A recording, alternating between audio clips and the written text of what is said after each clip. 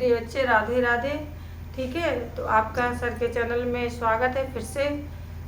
तो आप लोग जो है हमारे वीडियो को ज़्यादा से ज़्यादा देखें। और आज हम अपने मैडम के साथ में हैं, तो मैडम हमारी जो है बताना चाहती हैं आप लोगों को बायोलॉजी से संबंधित कुछ प्रश्न हैं जो उनको आप लोग देखें। और वो बहुत ही 2026 की यूपी बोर्ड की परीक्षा में कक्षा 10वीं और 12वीं में दोनों के लिए जो है वो बहुत ही मोस्टली प्रश्न हैं जो बताने जा रहे हैं।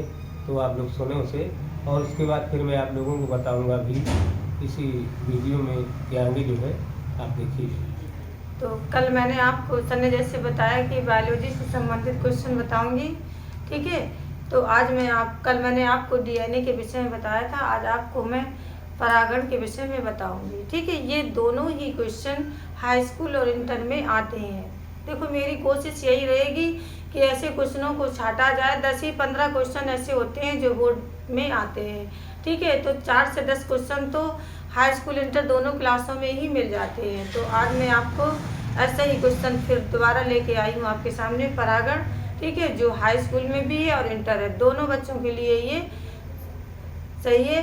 तो आप देखिए कि परागण किसे कहते हैं। ठीक है, सबसे पहले आप परागण को देखिए। परागण क्रिया पुष्पों पे होती है। किसमें होती है? पुष्पों पे ये क्रिया कराई जाती है। तो परागण किसे कहते हैं, परिभाषा हाई स्कूल वाले भी नोट कर लें और इंटर वाले भी देखें कि किसी पुष्प के बीज जो होते हैं, ठीक है, किसी पुष्प के जो बीज या परागकोशों को वर्तिका तक पहुंचाने की क्रिया को क्या कहते हैं?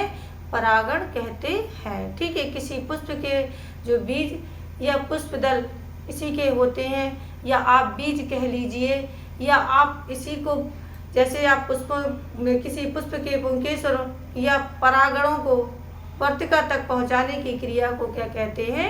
परागण कहते हैं। सिंपल परिभाषा आप दे देना कि किसी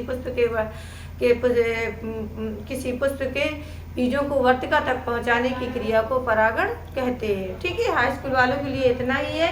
फिर देखिए, इसी क्रम में जब आप आगे बढ़ेंगे तो यह क्रिया कितने प्रकार की होती है? 2 प्रकार की होती है। कितने प्रकार की होती है? 2 प्रकार की होती है।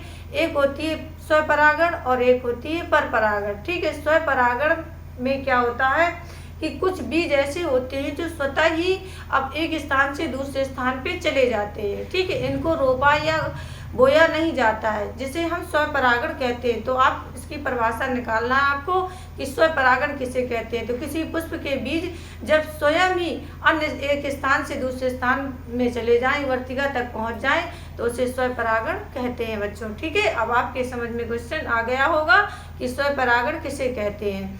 अब स्वपरागण कैसे होता है, इंटर वालों के लिए क्वेश्चन है कि स्वपरागण कैसे होता है, किन किन माध्यम से ये स्वपरागण। तो एक तो आपका वायु द्वारा स्वपरागण हो जाता है। किसके माध्यम से होता है?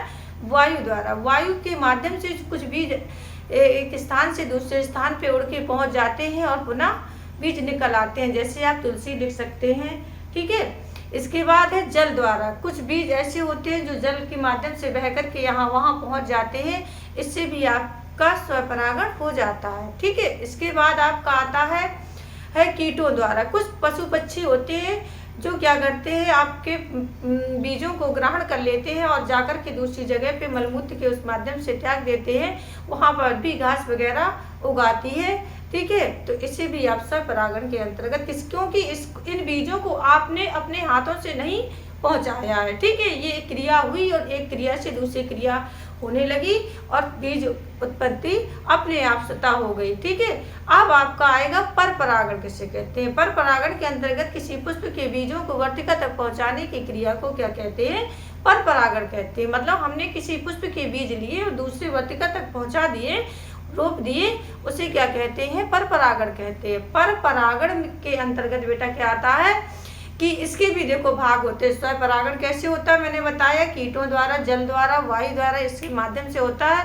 और परपरागण में क्या होता है आपको इसमें भी देखना है कि परपरागण जैसे आप किसी बीज को रोप दे, अपने हाथों से जब बीजों को रोपेंगे तो वो भी आपका परपरागण के अंतर्गत आ जाएगा। जैसे आपने चना है, मटर है आदि चीज़ों के दाने लिए और जमीन में रोप दिए, वहाँ से पौधे की उत्पत्ति हो गई, ये आपका किस में चला गया? परपरागण के अंतर्गत चला गया है। एक आपका आ जाएगा रोपण विधि। रोपण विधि में क्या होता है, कुछ पौधे ऐसे होते हैं जिनके बीज नहीं होते हैं, उनको हमें क्या करना पड़ता है, कलमों को बनाए जाती है, फिर उसको जाके रोपा जाता है। जैसे आपका गुलाब का पौधा है, प्याज वगैरह है, ठीक है।